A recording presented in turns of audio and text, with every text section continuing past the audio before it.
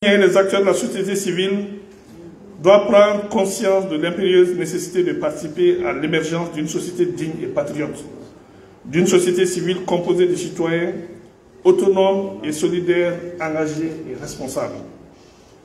Mesdames et messieurs, chères légitimités traditionnelles et coutumières ici présentes, je suis persuadé que pour soutenir le processus de paix et de réconciliation nationale, mon département va tout mettre en œuvre pour accompagner ce processus constructif autour des enjeux de l'accord pour la paix et la réconciliation nationale et contribuer à la promotion de la culture de la paix et de la non-violence au Mali, tout en favorisant le recours au dialogue et à la médiation, en mettant l'accent en particulier sur le rôle des légitimités traditionnelles et coutumières comme vecteur dynamique de promotion de la paix et du développement de la nation malienne. Au demeurant, permettez-moi de vous rassurer, si besoin en était encore, que nos attentes sont nombreuses et souhaitons qu'elles soient entièrement contrôlées, car nous voulons désormais renforcer nos appuis à l'égard de tous les acteurs. Ainsi, nous pensons rassembler toutes les parties concernées et engager les débats autour du processus de paix et de réconciliation nationale et ses implications en termes de développement social, culturel et économique du pays. Mettre en œuvre les principales orientations du programme national sur la culture de la paix et la non-violence au Mali. Mesdames et messieurs, chers invités, devant nous dire, chers Maliens, au-delà de nos différences culturelles, chers amis, nous voici face à notre destin, celui de repenser un Mali autre et un monde paisible. Un Mali sans conflit, sans misère, sans atrocité. Un Mali sans enfants soldats, sans être brimé ou mutilé.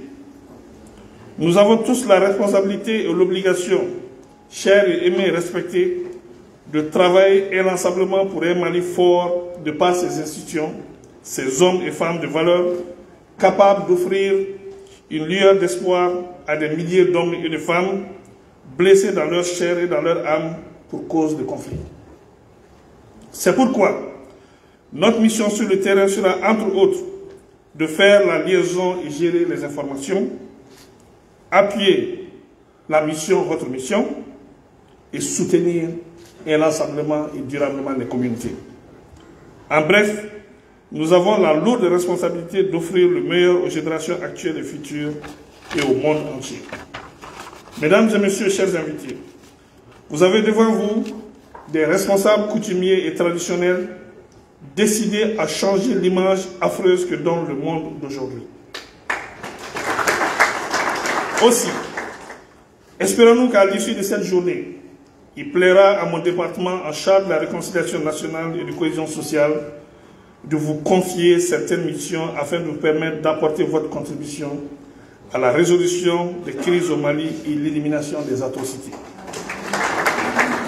Avant de terminer mon propos, je voudrais, au nom de son Excellence, le colonel Assimi Goïta, président de la transition, chef de l'État, du Premier ministre, du CNT et de tous les membres du gouvernement,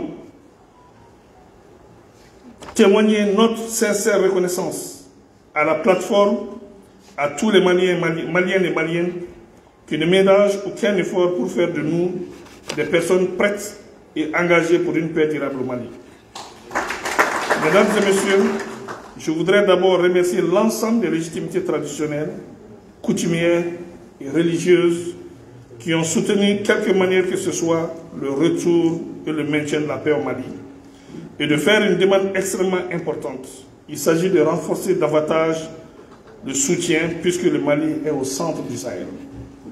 Ensemble pour un Mali uni, un Mali de paix, un monde sans conflit. Vive la plateforme des légitimités traditionnelles et coutumières du nord du Mali. Vive le Mali et je vous remercie.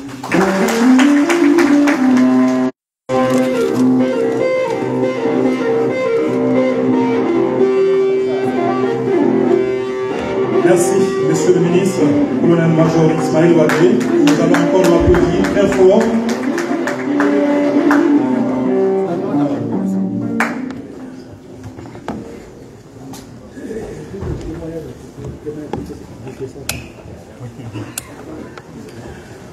Après donc cette intervention du ministre en charge de la réconciliation nationale, mesdames, messieurs, nous allons à présent ouvrir la très longue liste d'une dizaine de chefs traditionnels qui vont se succéder ici pour déclarer leur engagement patriotique et républicain. Et nous allons ouvrir cette liste avec M. Oumar Amadoun Diko, qui représente la communauté Koraou du cercle de Douanza, sous vos applaudissements. Et je rappelle simplement que chaque intervenant a droit à 2 minutes, s'il vous plaît. Merci pour votre aimable attention.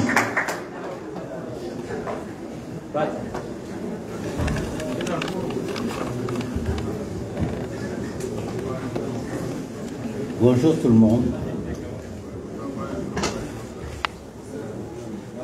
Monsieur le ministre de la Réconciliation nationale et de la Cohésion nationale. Bon, je